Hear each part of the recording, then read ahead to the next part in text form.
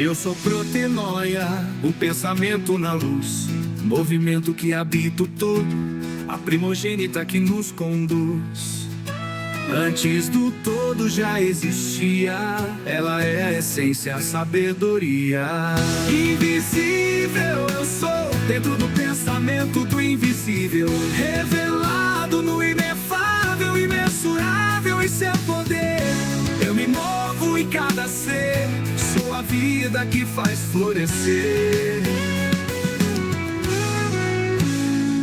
Ebinoi habita em mim, todo poder em eterno movimento. Luzes invisíveis que brilham, nos acontes anjos todo sentimento. Em tartarus e almas que buscam, eu sou o despertar, a visão que educa. Invisível eu sou, dentro do pensamento do invisível, revelado no inefável, imensurável em seu poder. Eu me movo em cada ser, sou a vida que faz florescer. Eu ando ereto, desperto os que dormem, aconselho os ocultos. Conheço todos, sou todos os nomes, inumerável e sempre a brilhar. Da minha própria vontade vou me revelar. Invisível eu sou, dentro do pensamento do invisível, revelado no inefável, imensurável em seu poder. Eu me movo em cada ser, sou a vida que faz florescer. Eu ando ereto, desperto os que dormem, aconselho os ocultos. Conheço todos, sou todos os nomes, inumerável e sempre a brilhar. Na minha própria vontade vou me revelar. Invisível eu sou, dentro do pensamento do invisível, revelado no inefável, imensurável em seu poder. Eu me movo em cada ser, sou a vida que faz florescer. Eu sou protenóia, a luz que nunca cessa, em todos nós eternamente a vida que nos atravessa.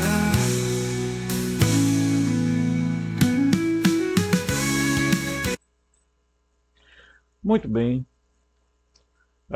seja bem-vindo ao canal O Gnóstico, e se você não é inscrito no canal, se inscreva, deixe seu like, compartilhe o vídeo, divulgue o canal, tá? Toque o sininho, que é importante.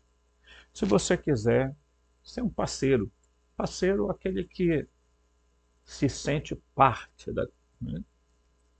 E quiser ajudar financeiramente o canal, você pode fazê-lo pelo Pix, e esta é a chave: robson.rmt@gmail.com, robson.rmt@gmail.com, ok? E aí você ajuda com quanto você puder, quando quiser, entendeu? Isso aqui é algo que eu não posso forçar ninguém, nem pretendo fazê-lo, porque acho que isso é algo que diz respeito à interioridade das pessoas, né? Então, fica a seu critério, né? Nós estamos fazendo uma série chamada Criadores, Mitologia ou História, e evidentemente nós estamos atravessando por um processo, né? Processo de mudança, processo de transformação que a gente vai tendo ao longo da vida.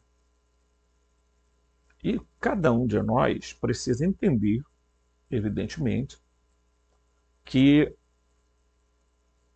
a vida só tem sentido quando a gente dá um significado para ela. Se você não dá significado à sua existência, à sua vida, você vai ficar ainda mais preso do que já é a uma realidade simulada, holográfica, ok? Então precisamos ter noção que muitas vezes diz respeito à nossa capacidade de lógica, de raciocínio, de pensamento, né? E aí a gente precisa entender o que está realmente além daquilo que nós fomos educados a acreditar. Porque a Matrix, ela é também uma condição mental, né? Uma condição racional. Então você vai quebrando determinados ciclos viciosos da vida, da existência, e aí muita gente diz assim, poxa, mas o ser humano não vai conseguir, numa única existência, melhorar. Então ele precisa voltar sempre para a Terra para, né, fazer a sua evolução. Essa é a ideia que muita gente defende. Eu respeito, mas não acho que isso seja verídico. Sabe por quê, gente? Porque a lógica é assim, é muito simples de entender. Ao atravessar a barreira da realidade da vida biológica para a vida moroncial, você vai se deparar com seres que vão lhe enganar.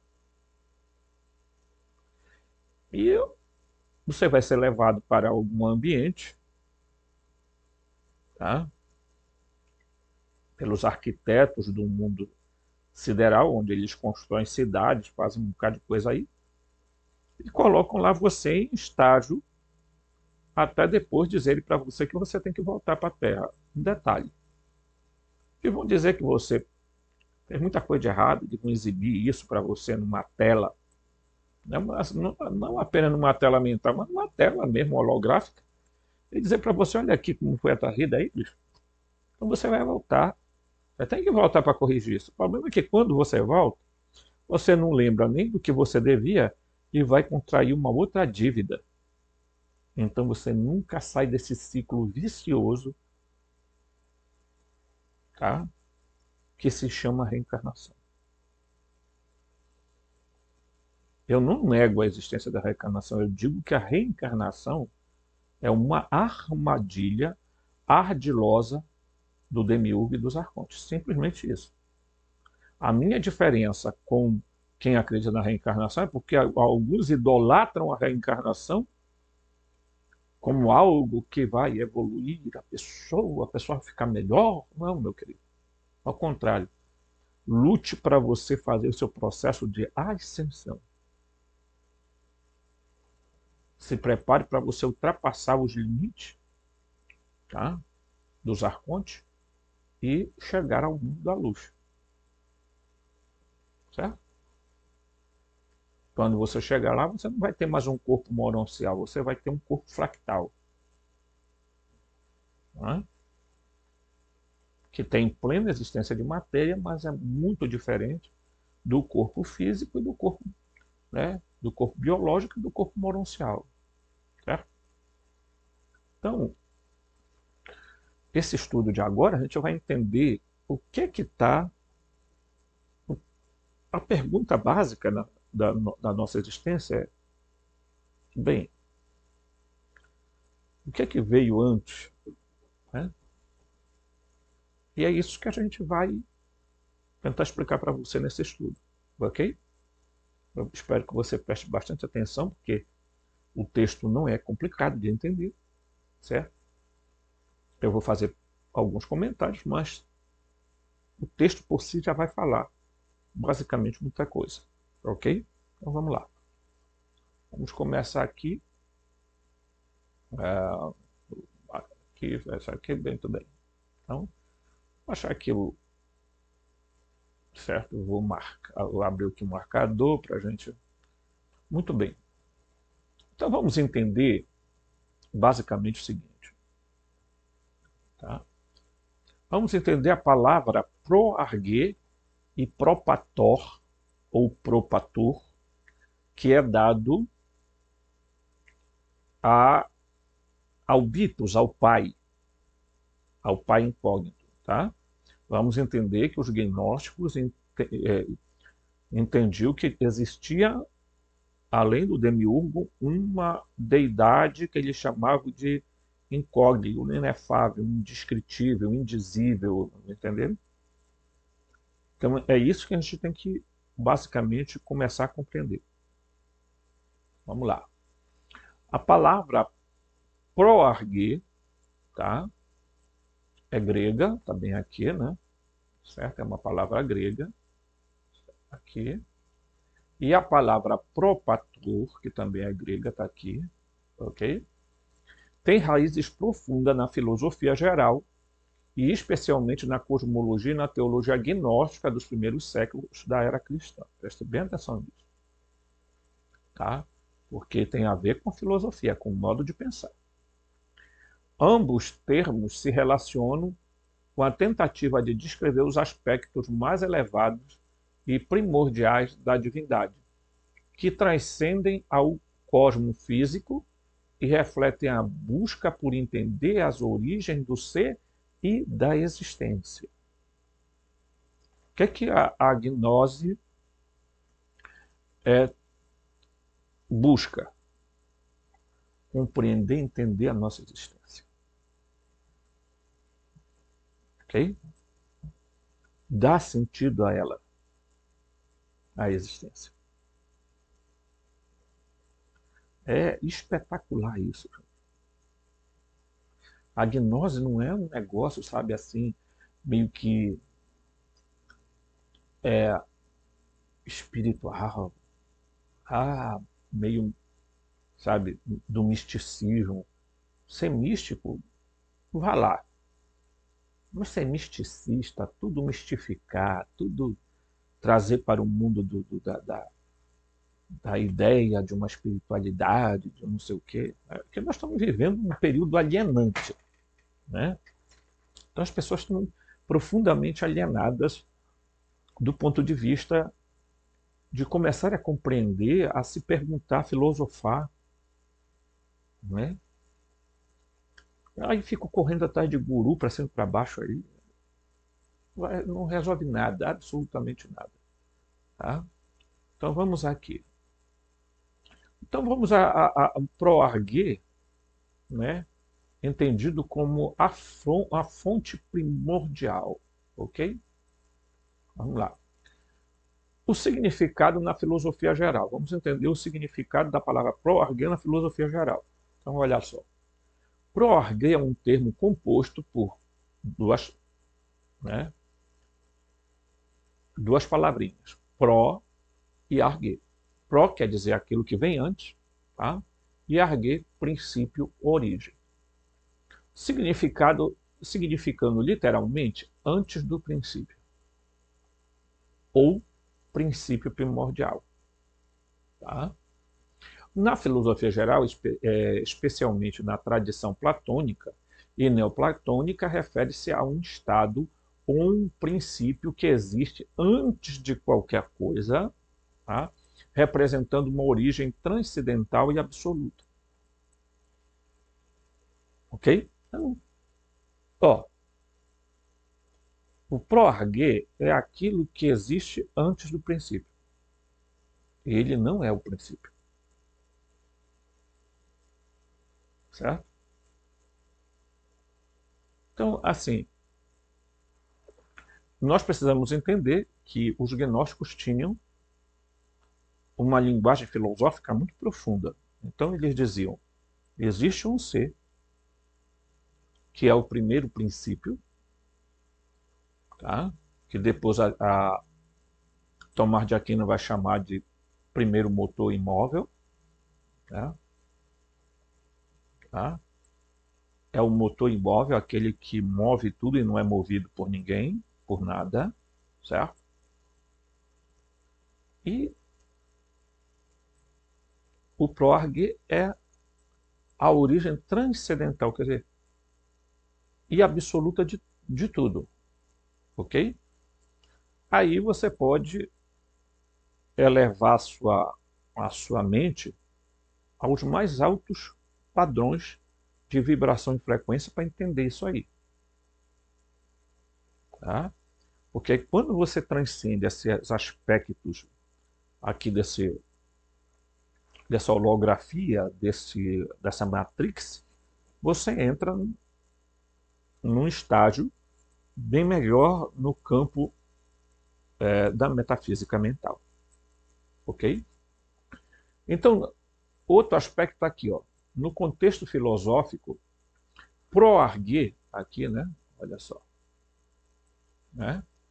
Proarguer é vista como princípio além de todos os princípios, anterior até mesmo ao conceito de arguer.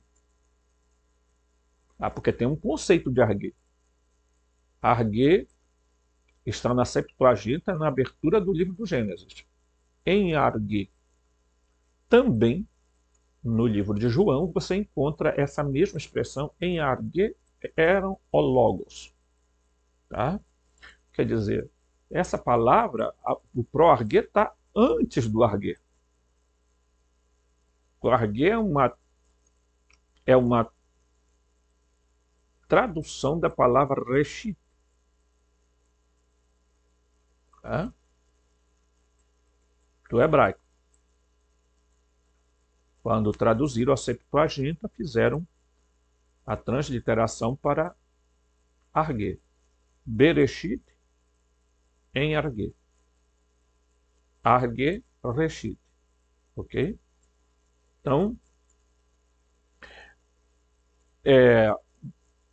ao conceito de arguer, que comumente associado a causas primeiras ou fundações.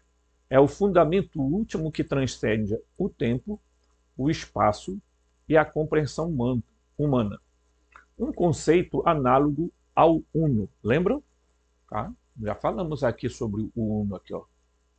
Certo? O uno de Plotino, ó, que é a fonte de toda a realidade, mas que está além de qualquer descrição ou compreensão direta. Então você já percebeu que a filosofia, esse pro-arguer, equivale ao conceito de uno, que os gnósticos vão desenvolver, tá? Dizendo o uno é a fonte de onde vai se manifestar o pai, a mãe e o filho. Tá? Dependendo da escola gnóstica, você vai ter nomes diferentes, mas dizendo a mesma realidade. Ok? Então, o conceito de uno é um conceito vindo lá do Plotino. O Plotino foi um dos filósofos que entrou meio que em desacordo com os gnósticos. Tá? Ele até fez críticas aos gnósticos por terem pegado o seu conceito e ampliado. Bem, ninguém vai entrar nesse detalhe aqui da ciumeira do Plotino com os gnósticos. Né? Não é interessante. O que é interessante para nós é a gente determinar como os gnósticos, e aí é que está o X da questão, como os gnósticos eram filósofos. Não eram apenas místicos amalucados que ficavam, estou em transe, olha, eu estou vendo. Sabe, eu acho assim, de um grau de temeridade tão grande, tão absurda, que as pessoas fiquem fazendo esse tipo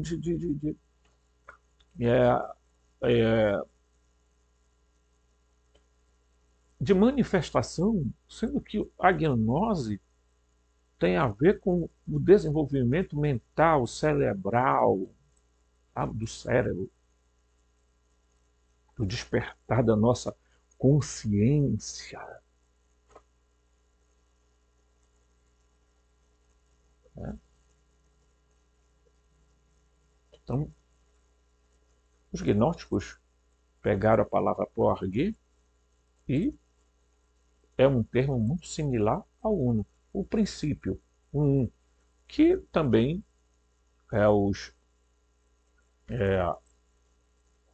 outros, a escola gnóstica já usavam também a simbologia numérica, não é? Não é? O uno, a unidade fundamental, né? Certo? Então, é uma questão muito lógica a gente entender isso. Durante esse estudo da nossa série, nós vamos ver muitas coisas interessantes a respeito desses aspectos do conhecimento filosófico dos gnósticos. Ok? Muito bem. Então vamos lá, vamos aqui. Então, agora a gente vai entender o que é que significa no gnosticismo. No gnosticismo, proargué é frequentemente utilizado para designar o princípio mais elevado da divindade, tá? Anterior a todas as emanações e manifestações. Portanto, é o uno. Tá? É a fonte de todo pleroma, a plenitude divina que contém todos os aspectos perfeitos do ser. Então você tem aqui um arquétipo muito claro, é a fonte do pleroma. Quem é a fonte do pleroma? O uno. Tá? A plenitude divina, que contém todos os aspectos, contém todos os aspectos perfeitos do ser. Nele está a perfeição absoluta. Não há nada mais perfeito do que ele. Então, olha só, que beleza, né? Que extraordinário. Né? E diz aqui, o pleroma, ó, esse aspecto aqui também, o pleroma é a divindade primordial. Presta atenção nessa afirmação aqui. O pleroma não é um espaço, tá? Apenas. O pleroma é a totalidade do uno. Tá? Então diz aqui, proargué representa a realidade absoluta e indescritível que precede toda a criação, incluindo as emanações divinas que formam o pleroma. Tá? Por isso o pleroma é a totalidade, é o Deus total. Tá? Este conceito sugere que um estágio de existência antes mesmo da consciência ou da luz. Então, existia algo antes da consciência e da luz. Ou da luz. Porque consciência e luz, gente, tem uma certa equiparação, um aspecto quando de que, por isso, ter consciência é ter iluminação, é ter luz. Então, quando Jesus disse, vós sois a luz do mundo, luz é a plena iluminação da consciência, é a consciência voltada para si e voltada para o todo. Ok? Isso é importante. Né? Então vamos lá. Um mistério absoluto que está além da compreensão das entidades criadas, incluindo os aeões, as emanações divinas, e os arcontes, governantes do mundo da matéria. Então, portanto, só aqui você já entende que o proargué é antes dos aeões, porque os aeões são partes dele. Então ele é ao mesmo tempo uno e ao mesmo tempo todo. Ele é ao mesmo tempo a totalidade e o uno, porque os aeões, cada aeon compõe uma partícula, ou seja, ele é uma parte do Deus total. Então, o pleroma não é apenas um espaço, nós podemos dizer, mas um estado de consciência e também a própria existência de um ser. Como é que você encontra, como é que você entra dentro do estágio pleromático? Quando você se observa como totalidade, como uno, mas ao mesmo tempo como totalidade. Eu sou um, mas sou todo. Né? E isso não é um estalo, não é um dia você acorda e diz assim, oh, nossa, despertei. Não acontece assim. Tá? Então, nós precisamos, evidentemente, não só passar por estudos intelectuais, mas nós precisamos, sim, do estudo intelectual para que os fundamentos do nosso ser possam ser despertos. Tá? Isso é importante. Então vamos lá, vamos voltar para o texto. Ele está bem bonitinho, bem explicadinho, tá? Muito bem. Vamos estudar agora a palavra propator, ou propator, né? O pai primordial. Bem, nós vimos o proarguê, né? Seu conceito, sua importância, sua relação com o uno. Tá? Agora nós vamos ver a palavra propator, ou propator, como alguns às vezes pronunciam. O pai primordial. Significado na filosofia geral. O que é que diz? Muito bem. Propator é formado por pro, antes, e pater, pai. Então, o pai primordial, o pai primeiro, ou o pai antes de todos os outros, tá? Aqui, ó. Daqui. Certo? Aqui. Na filosofia, especialmente dentro de contextos que exploram a origem do cosmos e da divindade, propator é usado para descrever um aspecto paternal da divindade, tá? Que é anterior e superior aos deuses ou aos criadores secundários. Então existe um pai primordial, tá? Isso é importante a gente entender. E por que se aplicou a figura de pai? Mas não vamos esquecer que existe a figura feminina da mãe. Então, ao mesmo tempo, ele é o pai e mãe. Tá? Os gnósticos desenvolveram muito bem esse conceito. Inclusive, a Barbelô, ela é chamada de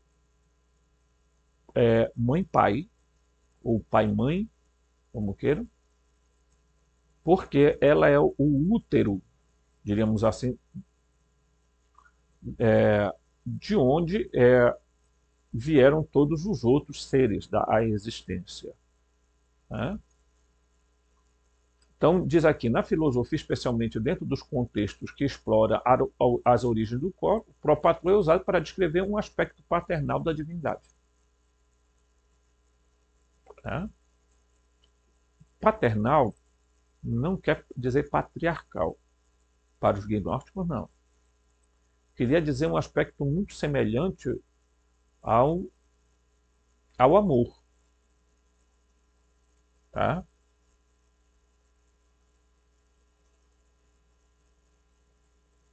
Então, o pai ama, a mãe é o amor e o filho é o amado. Tá? Então, essa conjunção de aspectos que os gnósticos usavam é muito importante para mostrar para nós o quanto nós muitas vezes andamos distante desses aspectos. Por quê? Porque nós não podemos chamar de pai o Deus da Bíblia, porque ele não é pai de ninguém, no sentido original da palavra, não. Nós vamos chegar lá. Eu quero ir por pai, eu não gosto de quebrar caminho, porque senão a gente depois perde o sentido. Tá? Mas vamos entender isso brevemente. Então vem aqui a relação com o Logos, é outro conceito importante na filosofia. Em algumas tradições filosóficas, propator pode ser visto como o princípio gerador que antecede até mesmo o logos, né? E aí, logos é uma expressão, gente, que ao longo do tempo as palavras vão sendo corrompidas. Então, tem um conceito filosófico vasto sobre o logos, né? Então é preciso a gente ter muito cuidado quando a gente pega o conceito logos e diz assim, não, logos quer dizer palavra, razão, né? E verbo, né? Porque ele é muito mais do que isso. Ele contém isso, mas ele é mais do que isso, quando analisado no conceito bem da profundidade, tá? Dessa palavra, certo? Então a palavra ou razão divina que ordena o universo, tá? Ele é a fonte de onde todas as coisas surgem, para onde todas as coisas retornam. Então aqui, ó, você entende aqui, ó. Ele é um princípio gerador que antecede, olha aqui, ó, até mesmo o logos, a palavra, a razão divina, tá? Que ordena o universo. Ele é a fonte de onde todo ele que ele está falando aqui, esse ele, tá? É o propator, tá? É a fonte de onde todas as coisas surgem e para onde todas as coisas retornam. Porque o logos ele é apenas ordenador, no sentido de, se a gente vai lá para o conceito de João, no princípio era a palavra, seria muito mais adequado as pessoas evitarem a tradução da palavra logos e deixar logos mesmo, tá? E lá no rodapé você colocaria na Bíblia as explicações necessárias. Porque ao traduzir logos por palavra, por verbo, é uma tradução ingrata, tá? Ingrata porque ela sacrifica o verdadeiro sentido desse conceito, tá? Então, o propator é anterior ao logos, ok? Isso é importante a gente entender. Então, por isso que quando você pega bem aqui, ó, tem aqui esse papel que sempre eu mostro para vocês, né? Você vai ver que o pai, aqui, ele é chamado de mente, olha aqui, ó. Nous, mente. Quando você pega aqui o filho, Cristo, ele é chamado de o quê? Pensamento ativo, logos, verbo, que é uma tradução meio equivocada, tá? Pensamento em ação. Então aqui é a mente. Aqui é o primeiro pensamento, tá? E aqui é a palavra em ação, é o verbo. Quer dizer, é aquele que vai dar, né?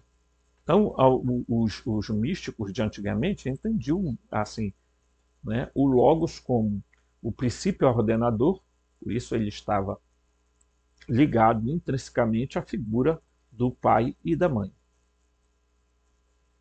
Tá? Mas o logos em si, ele é uma expressão do próprio uno, assim como o propator e assim como a Barbelu, a mãe, ok? Eles são ali o centro, ponto, o eixo central, diremos assim, da concepção gnóstica de como eles viam a divindade em si, a deidade primordial, ok? Então nós vamos bem aqui, tá? Vamos ver agora o significado no gnosticismo. Então, dentro do gnosticismo, propator é frequentemente identificado com uma das mais elevadas emanações do pleroma, como o pai primordial que gera outras emanações divinas, ok? Incluindo Sofia, a sabedoria, e outras entidades de alto nível espiritual. Ele é visto como uma figura arquética, tá? Arquétipica, que simboliza a fonte geradora e a paternidade universal. Tá? É assim que o gnosticismo chamava o pai, o propator, bitos, tá? Nous, proargue. Então ele recebe vários nomes, tá? E aí ele tem também o papel de fonte das emanações. Propator é crucial na estrutura hierárquica do pleroma. Não podemos dizer que tenha uma hierarquia no pleroma, gente. Porque a perfeição não pode conter hierarquia. Esse termo, ainda que usado para entendimento nosso, ele não é correto, porque dizer que no pleroma existe hierarquia é voltarmos a bater na mesma tecla de que existe um ser monolátrico, tá? Monárquico, porque por isso monarquia, gente, vem de mona, tá? Então, quando se fala de um monarca, não podemos assimilar isso dentro do pleroma, porque não existe essa monarquia dentro do pleroma. Dado que lá é a completude e a plenitude, portanto, não tem falta de nada. Então, portanto, para que existe hierarquia? Certo? Aqui é importante a gente entender aqui. Tá? Propator é crucial na estrutura hierárquica do pleroma, ainda que essa palavra a gente vai deixar ela aí, tá? Representando uma conexão entre o indescritível proarguê, tá? E as emanações subsequentes, que compõem a totalidade divina. Então, o que é que ele está dizendo para nós? Que o proarguê é o uno. Então, entre o uno e as emanações existe um ser chamado propator, bitos, nous, ok? É isso que ele está dizendo para a gente. Então, ele se manifesta no Pai, o uno, certo? Então, ele é o arquétipo, certo?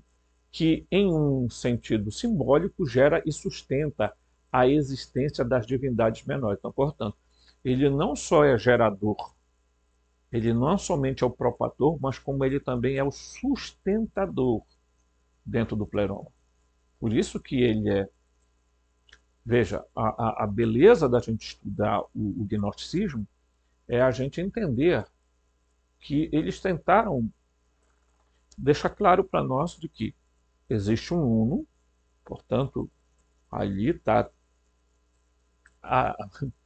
toda a compreensão do que a gente pode dizer, aquilo que é o proarguê, aquilo que é o princípio de tudo, o fundamento de tudo da existência. E entre esse proarguê e as demais emanações tem o bitos, o propator. Ok?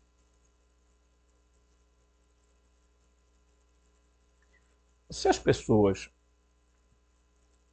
hoje... Porque é difícil de você abordar um tema desse quando as pessoas têm já uma preconcepção sobre o que é um pai. Não é? Porque, dependendo do pai que você teve, você vai ter problema sério para entender essa lógica.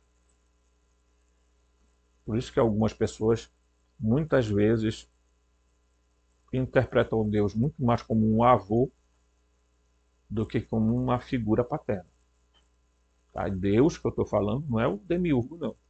Aqui nesse canal, toda vez que eu usar o termo Deus, eu estou me referindo ao uno, ao propator, ao bitos, ao pai. Não estou me referindo ao demiurgo, que no conceito mais básico, ele é um Deus menor. Ele é um semideus, uma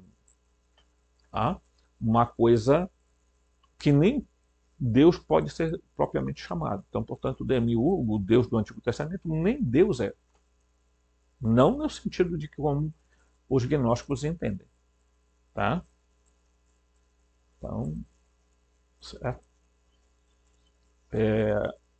Eu acho que talvez, por exemplo, quando você lê Não estou dizendo para ninguém ler, estou dizendo que quando alguém lê o livro de Urântia coloca como princípio não o uno, mas o eu sou. Só que o problema dessa expressão eu sou dentro do livro de Urântia faz as pessoas acreditarem na expressão eu sou o que sou, do Deus bíblico lá do coisa. E infelizmente não é, gente, tá? Eu acho que muita gente que lê o livro de Urântia, inclusive, interpreta mal isso. Porque o eu sou não pode ser um ser que não é o ser, né? Ele é o não ser. Então, se ele é o não ser, ele não pode ser o eu sou. Então, o eu sou, em última análise, é o uno. E eu acho que por falta exatamente de entendimento dos leitores do livro de Urântia, é que eles ficam fazendo confusão entre um conceito e outro. Sendo que, se você observar lá, é desse eu sou que vai surgir o Pai Eterno, tá?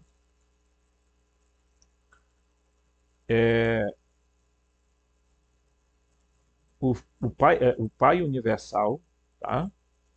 O Filho Eterno e o Espírito Infinito. Pai Universal, Filho Eterno e Espírito Infinito.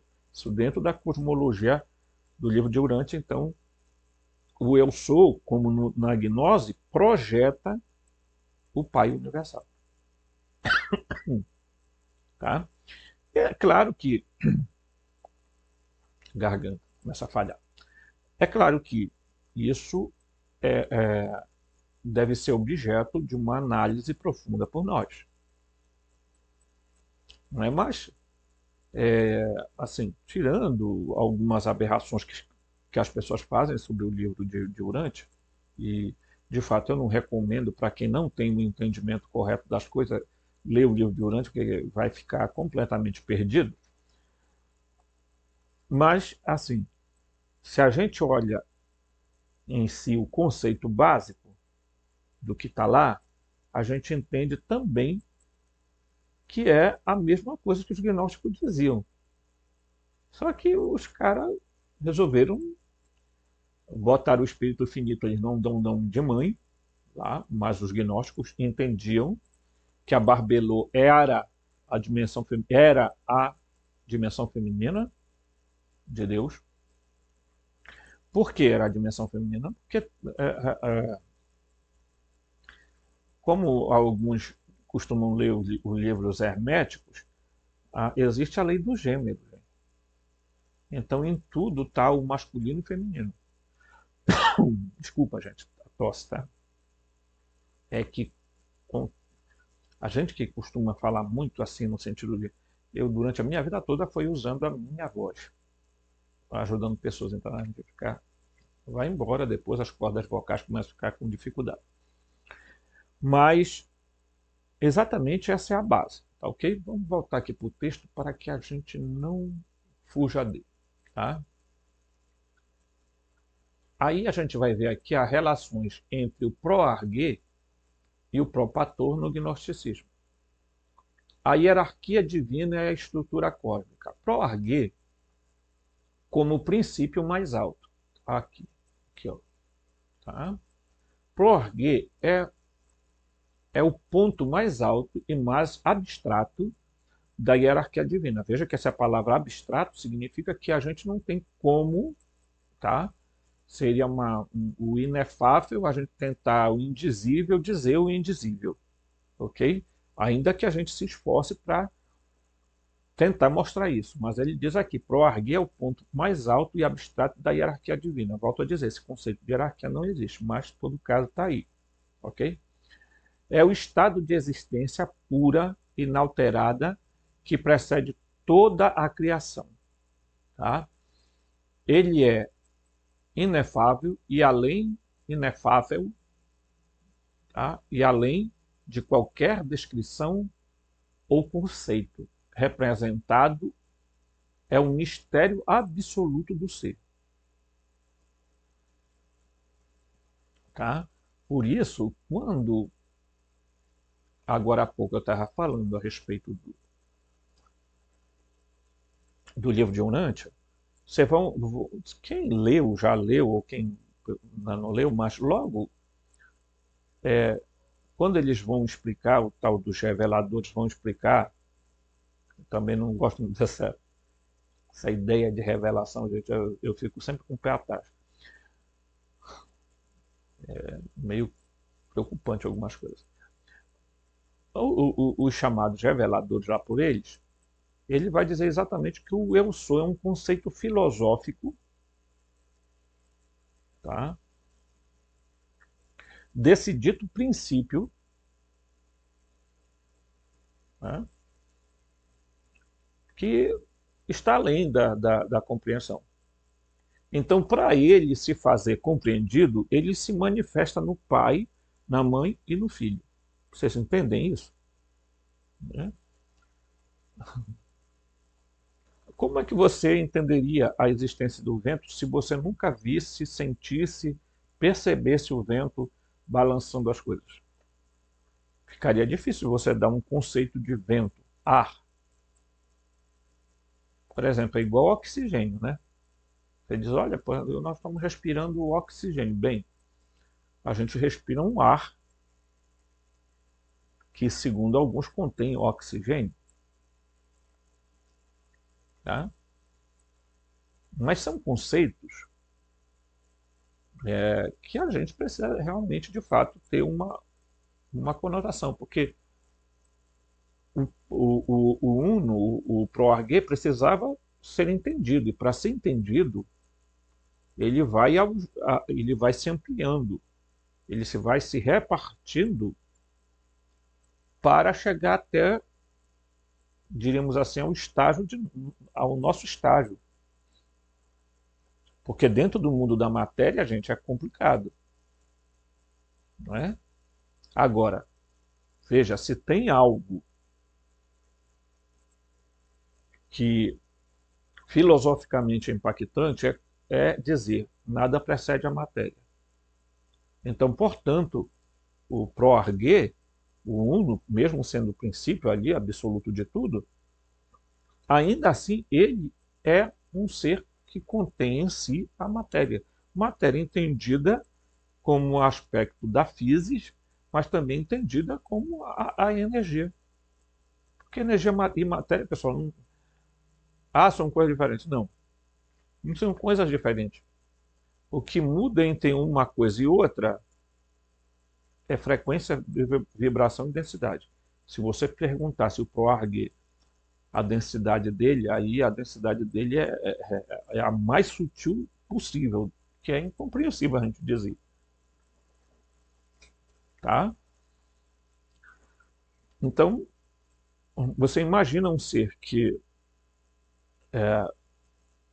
bastava ser a si mesmo, mas ele decide, não, eu quero compartilhar esses aspectos. Tá? Então ele se expande. Certo? Vamos ver aqui. Aí ele vem aqui, ó. Propator como emanação do ProArgue. Aí você entende agora o que significa o propator ser a emanação do ProArgue. Olha aqui, isso é muito importante. Ó. Propator surge como uma das primeiras manifestações ou emanações de ProArgue. Tá? Ele é uma figura de autoridade simbolizando o início da diferenciação dentro do pleroma. Então, dentro do pleroma, gente, entendido pelos gnósticos, a diferenciação estava ali exatamente no conceito que se aplicava às deidades que estavam lá. Então, vamos entender isso, tá? Então, ele é uma figura de autoridade, portanto, por isso que ele é o chamado de pai, certo? Um ponto de partida para a criação de outros seres divinos e, eventualmente, até mesmo do cosmos. Aqui entendendo o cosmos não como o aspecto do universo material do Demiurgo, tá? O Demiurgo criou os aspectos físicos, tá? E moronciais, tá? Então vamos usar outro termo. Ele criou o mundo físico e o proto-metafísico. Mas o mundo metafísico, ele não tem nada e nenhuma relação com esse mundo metafísico que é originado exatamente do Uno, do Pro-Argê. Ok? Agora, simbologia e função na criação. Pro-Argê como fonte transcendental. Então, vamos entender o Pro-Argê como fonte transcendental, né? No gnosticismo, o universo material é frequentemente visto como uma queda, um afastamento do pleroma, ok? O reino de perfeição divina. Tá? O pleroma é o reino de perfeição divina. Pro-Argê é o princípio que está além de todas as coisas. Tá? Portanto, a fonte de onde emana a realidade perfeita e onde reside a plenitude da luz. Então, portanto, ele antecede ao pleroma, o Pro-Argê. Tá? Então, aqui começa o primeiro princípio, diríamos assim, do Pro-Argê, é o Propator, como pai arquétipico. Tá? Ele diz: em contraste, Propator é um princípio gerador que, embora elevado, está envolvido na dinâmica criativa e na manifestação da ordem cósmica dentro do pleroma. Ele é o arquétipo do Pai, o princípio que gera e sustenta a multiplicidade de divindades que compõem a estrutura divina. Então, portanto, ele é o cabeça, diremos assim, tá? Então, quando você entende isso aqui é uma coisa assim, muito profunda, muito... É maravilhoso quando as pessoas começam a entender esses princípios, entendeu? Que apesar de a gente ter que aplicar palavras e conceitos, gente, a gente sente no nosso interior de que é algo realmente diferente, tá?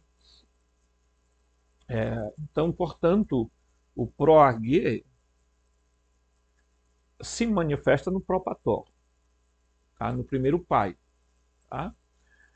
Interpretação mística. Vamos ver o que é que essa interpretação mística diz. A relação entre Pro-Argê e Propator destaca uma cadeia de emanações que conecta o incompreensível e inacessível princípio divino com a multiplicidade da criação. Tá? Pro-Argê representa a realidade absoluta, incognoscível, enquanto Propator simboliza o princípio, o primeiro ponto simboliza o primeiro ponto de consciência ou identidade dentro da estrutura divina, um elo entre o infinito e o finito. Então, portanto, o Bitos, o Propator, simboliza esta conexão. Então, conclusão. Vamos aqui a conclusão. Tá? Pro-Argê e Propator são conceitos centrais para a compreensão da cosmologia gnóstica e das primeiras filosofias místicas que tentam explorar a origem do ser. Pro-Argê é o princípio absoluto, anterior a todas as coisas, enquanto Propator é o primeiro pai. Uma figura geradora que dá início ao processo de emanações de pleromas. Tá? Esses conceitos refletem a visão do universo como um sistema ordenado de emanações que parte do mistério supremo se desdobra em múltiplas camadas de divindades. Tá? Então, quer dizer, o Pro-Argê vai se desdobrar em múltiplas camadas de seres que ele vai emanando. Tá? E depois os próprios seres vão emanando a outros. Certo? todas buscando retornar ao estado original de unidade com um princípio primordial. No gnosticismo, esta hierarquia cósmica não é apenas uma estrutura metafísica, mas um caminho espiritual de ascensão e redenção para, não as almas, tá, pessoal? Eu prefiro usar a palavra espírito, a centelha divina, que buscam retornar à sua fonte verdadeira além da ilusão do mundo material. Tá? Então, depois a gente vai ver aí em uma outra parte, já no outro vídeo, nós vamos continuar nessa toada aqui. Tá? Mas, de imediato, gente, veja que é muito interessante que os gnósticos, vejam, parece algo absurdo, mas não é. Tá? Permitam-me vir aqui, eu vou até apagar isso aqui, que eu ia explicar, mas depois eu coloco de volta. Tá? Então, vamos entender o seguinte. Existe um núcleo, eu vou botar aqui essa palavra núcleo, mas só para entendimento, tá? Tá? Esse núcleo aqui se chama, tá?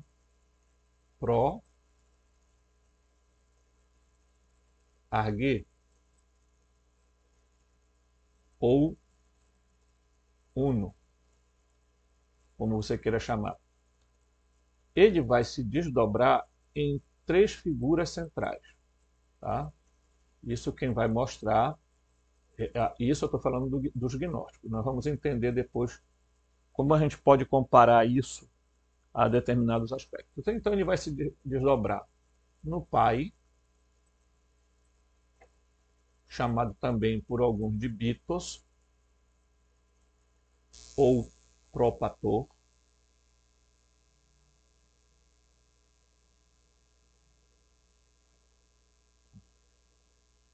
Certo? Propator. Vai-se na Mãe, Barbelô, tá? Ela é chamada assim por alguns, ou Sige, certo? E no Filho, que para alguns vai ser considerado como Logos, alguns, né, Cristo. Depois a gente vai chegar a esse ponto aqui onde eu vou. Isso aqui era a visão gnóstica, ok? Estão percebendo? Então, Proargue é isso aqui. Olha como o livro de Urântia descreve o mesmo fenômeno, tá?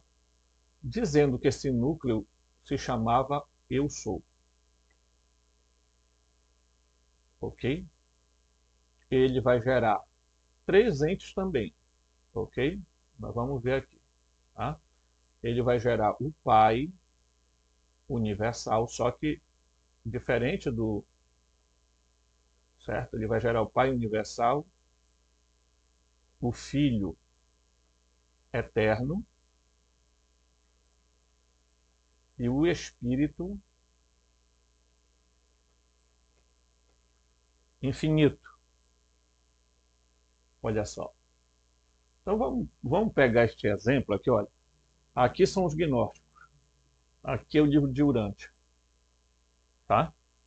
Vejam que tem a similaridade. Vai ter uma diferença, porque aí o livro de Urântia vai dizer que à medida que houve essa manifestação dessa tríade, vai haver o surgimento de outra tríade.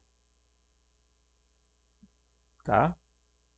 Que eles vão denominar assim, de absoluto inqualificável, o absoluto universal, tá? Eles vão dar nome a outra, quer dizer, à medida que surgem os 3, surge mais 3. Por quê? Porque os absolutos, são os 3 absolutos.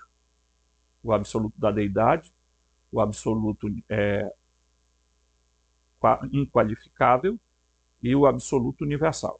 Tá? Depois eu vou verificar se é esses os termos mesmo. Tá? Mas eu estou querendo dar um exemplo para dizer para vocês que, ó, Né? Vejam que no fundo, está se contando a mesma história. Só que, claro, o livro de Urantia é muito mais moderno que os documentos de Nag Hammadi, tá?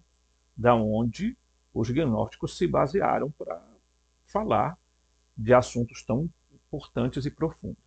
Ok? Certo? Então eu queria dizer para você o seguinte: conceitos são importantes para a nossa intelectualidade. Não há como você tentar explicar algumas coisas sem os conceitos. Ok? Então, o conceito de proarguê é diferente do conceito de propator. Enquanto proarguê é o uno, é a mônada, certo? É, diríamos assim, o eu sou. O propator é a manifestação do proarguê, portanto, ele é a face do uno para as outras emanações. Correto? Muito bem. Olha, se você acompanhar os nossos vídeos, nós fazemos um esforço enorme para que você tenha a perfeita compreensão das coisas. Correto? Tá? Então, a gente se esforça para isso. É claro que a gente não vai agradar todo mundo, mas também não é o nosso objetivo. Nós estamos aqui para ajudar as pessoas a despertarem. Apenas isso. Até o próximo vídeo. Forte abraço.